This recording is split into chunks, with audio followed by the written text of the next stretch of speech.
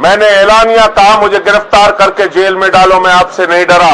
1 महीने में 14 मुकदमे लिख लिया, तमाम मुद्दों को लेकर लड़ाई लड़ी, जहां जहां अन्याय हुआ, अत्याचार हुआ, आवाज उठाई।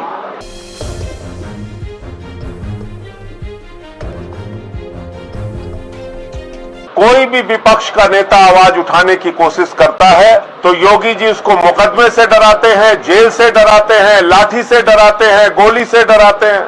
मैंने पिछले 3-4 महीनों में तमाम मुद्दों को लेकर लड़ाई लड़ी, जहां जहां अन्याय हुआ, अत्याचार हुआ, आवाज उठाई।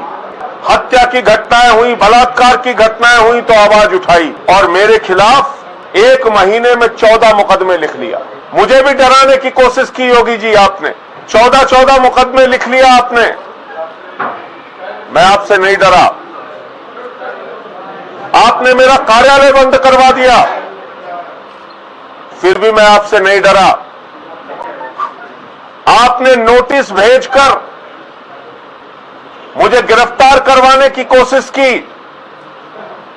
मैंने ऐलानिया कहा मुझे गिरफ्तार करके जेल में डालो, मैं आपसे नहीं डरा।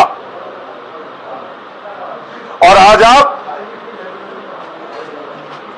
जब मैं बेटियों के न्याय के लिए, हाथरस की गुड़िया के लिए न्याय मांगने आया, उनके परिवार से मिलने गया, तो आपने ये कायराना हरकत कराई, ये हमला कराया।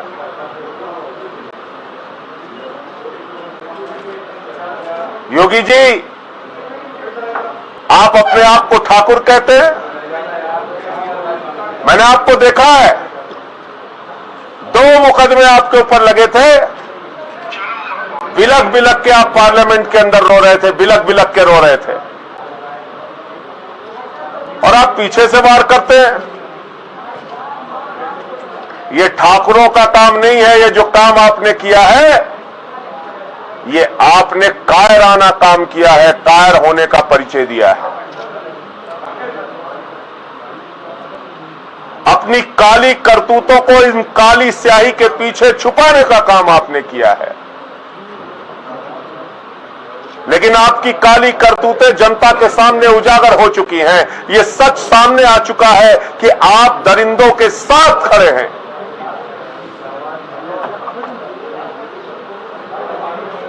योगी जी, आपको उस गुड़िया की चीख सुनाई नहीं दी? आपको बेटियों का दर्द दिखाई नहीं पड़ता? मैं भी एक बेटी का बाप हूं, एक पिता हूं, मुझे बेटी का दर्द समझ में आता है। आपको कैसे समझ में आएगा बेटी का दर्द? आपके परिवार होता तो आप उस दर्द को शायद समझ पाते। आप नहीं समझ पाए लखीमपुर खीरी की बेटी का दर्द, आप नहीं समझ पाए जौनपुर के मड़ियाओं की बेटी का दर्द। योगी जी, आप नहीं समझ पाए बलरामपुर की उस बेटी का दर्द, भदोही की उस बेटी का दर्द, जो बलात्कार का शिकार हुई, जो गैंग रेप का शिकार हुई, जिनके शरीर को छत बिछत कर दिया गया, टुकड़े टुकड़े कर दिया गया। आप नहीं समझ पाए इस गुड़िया का दर्द, जो मरने से पहले अपना बयान देकर जाती है, दरिंदों का नाम बता के जाती है। उसके बावजूद आपका प्रशासन, आपकी सरकार दरिंदों के साथ खड़ी है, बलात्कारियों के साथ खड़ी है। 11 दिन बाद आप फॉरेंसिक का सैंपल लेते हैं। 11 दिन के बाद अगर फॉरेंसिक का सैंपल लेंगे तो सारे डॉक्टर कह रहे हैं कि उस सैंपल का कोई अर्थ नहीं है, कोई मतलब नहीं है। 22 सितंबर के डॉक्टर की मेडिको लीगल रिपोर्ट है, जिसमें इस बात की पुष्टि हुई है कि उस गुड़िया के साथ बलात्कार हुआ था। उसको आप नहीं मानते।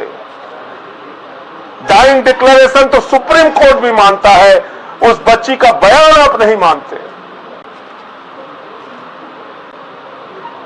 दुश्मन देश के भी 100 वापस किए जाते हैं, यह हमारी सेना का गौरवमयी इतिहास है। और आप एक गरीब की बेटी का 100 उसकी मां को नहीं देते।